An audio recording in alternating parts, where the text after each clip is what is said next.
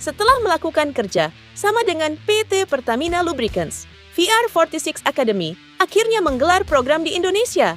Rencananya pada 26 hingga 30 Januari 2025 mendatang, Pertamina VR46 Riders Academy digelar di sirkuit internasional Pertamina Mandalika.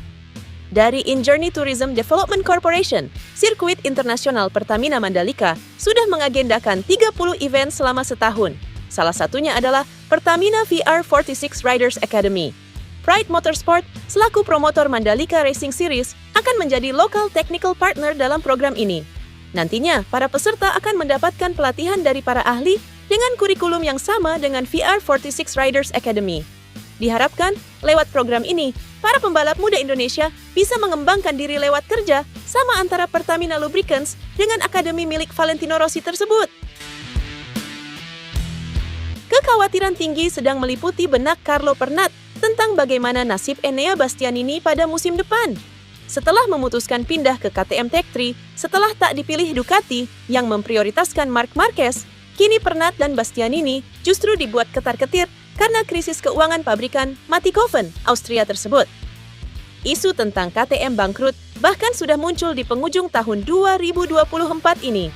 Sebuah kabar yang jelas sangat tidak diinginkan Pernat.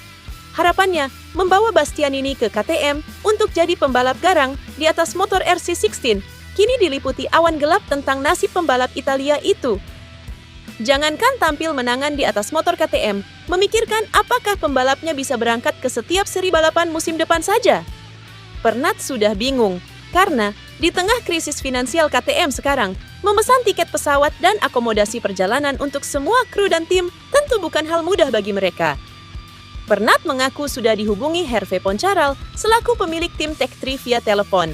Manajer asal Italia itu ditenangkan, KTM memastikan sudah memesan tiket pesawat semua seri balapan untuk tahun depan. Saya baru saja menerima telepon dari Hervé Poncharal dan dia mengonfirmasi kepada saya bahwa mereka telah membeli tiket pesawat untuk semua perjalanan tahun ini. Bos Dorna, Carmelo Ezpeleta, tidak ingin kompetisi kehilangan 4 motornya 2 bulan sebelum balapan pertama bergulir, kata Pernat dikutip dari Motosan. Meski sudah dikabari demikian, insting Pernat yang juga jadi pengamat MotoGP jelas kuat. Dia tetap sulit menyembunyikan kekhawatirannya tentang nasib Bastianini di skuad KTM pada musim depan. Kami seperti sedang berlari untuk saat ini, tapi sungguh ini seperti sebuah bencana, ucap Pernat. KTM sendiri telah mengeluarkan pernyataan resmi bahwa mereka sedang berusaha menutupi kekalutan yang terjadi di perusahaan. Mereka juga memastikan bahwa penampilan Red Bull KTM dan KTM Tech3 akan tetap berjalan sebagaimana mestinya pada musim depan. Managing Director Yamaha Motor Racing, Lin Jarvis, menyatakan Jack Miller akan menjadi aset berharga bagi pihaknya di MotoGP 2025.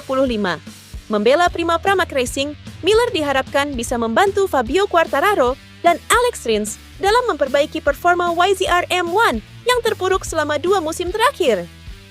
Pada 2025, Yamaha akan kembali memiliki tim satelit, yakni Pramac, yang secara mengejutkan memilih meninggalkan Ducati.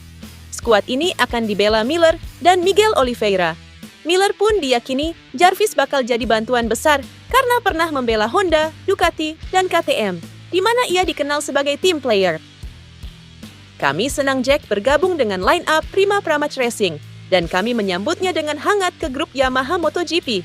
Dengan pengalaman 10 tahun di kelas MotoGP, dengan 3 pabrikan berbeda, Jack bakal jadi aset berharga bagi Yamaha. Kecepatan, pengetahuan, etos kerja, dan semangat timnya takkan ternilai bagi proyek kami selagi kami berencana mencari kemajuan performa M1 pada 2025 dan seterusnya. Yamaha akan mendukungnya dengan segala cara yang kami mampu, ungkap Jarvis dalam situs resmi Yamaha MotoGP. Miller pun mendapatkan kontrak pabrikan berdurasi 1 tahun dari Yamaha, dan rider 29 tahun ini senang bisa membela pabrikan Garputala.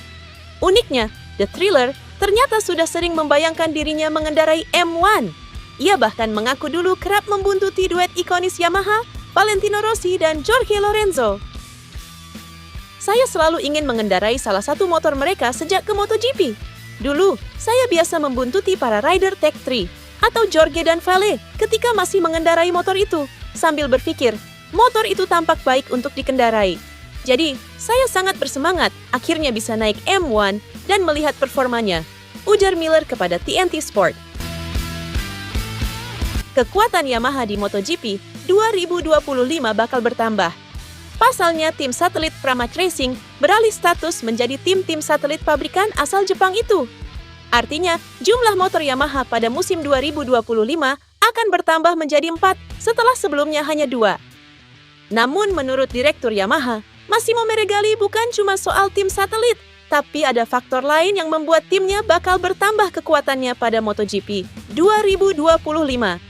Adalah jika rekan setim Fabio Quartararo di tim pabrikan, Alex Rins tampil dalam kondisi fit. Pembalap asal Spanyol itu memang berulang kali mengalami masalah fisik dan bahkan sempat absen balapan akibat cedera di MotoGP 2024.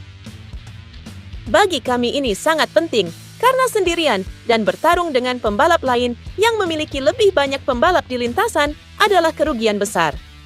Jika Alex dalam kondisi yang baik, kami memiliki 2 pembalap yang bisa kami jadikan bahan evaluasi. Ini sangat penting untuk tahun depan ketika kami akan membalap dengan 4 pembalap. Ini akan memberi kami keuntungan penting, kata Meregali, dikutip Speedweek.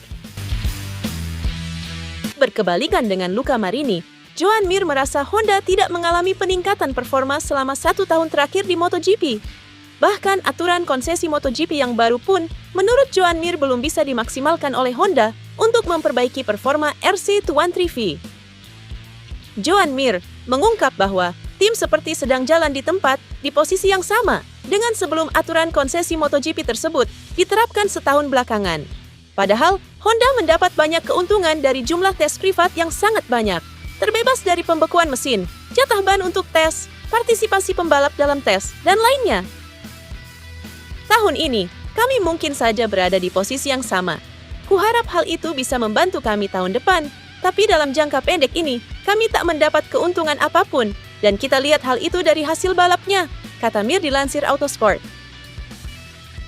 Menurut Mir, raksasa Jepang tersebut masih kesulitan menentukan komponen motor yang benar-benar berguna dalam pengembangan motor.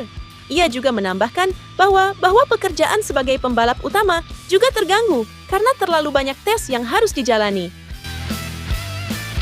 Suzuka 8 Hours merupakan ajang balap ketahanan motor legendaris yang menjadi salah satu seri dari FIM Endurance World Championship. Balapan ini pun dikenal sangat menantang karena digelar di Jepang saat musim panas dan layout sirkuit Suzuka yang pelik untuk motor. Pembalap MotoGP terakhir yang mengikuti ajang ini adalah Zarco, yakni di Suzuka 8 Hours 2024. Rider Prancis ini membela tim HRC with Japan Post bersama Takumi Takahashi dan Teppei Nagoe. Mereka sukses meraih kemenangan, yang juga jadi kemenangan Honda yang ke-30 dalam sejarah Suzuka 8 Hours. Menurut Speedweek, Honda berpotensi kembali menurunkan Zarco, tetapi ditandemkan dengan 2 pembalap yang baru pensiun dan beralih menjadi test rider. Mereka adalah Alex Espargaro dan Takaaki Nakagami, yang tentunya akan tetap bugar karena juga ditugaskan sebagai pembalap cadangan dan wildcard di MotoGP. Espargaro pun belum pernah berlaga di Suzuka 8 Hours, walau sang adik, Paul Espargaro, pernah menang bersama Yamaha pada 2015 dan 2016. Sementara itu, Nakagami justru sudah sering ikut, bahkan pernah menang bersama Honda pada edisi 2010. Alhasil, kolaborasi Zarco Espargaro Nakagami cukup layak dipertimbangkan.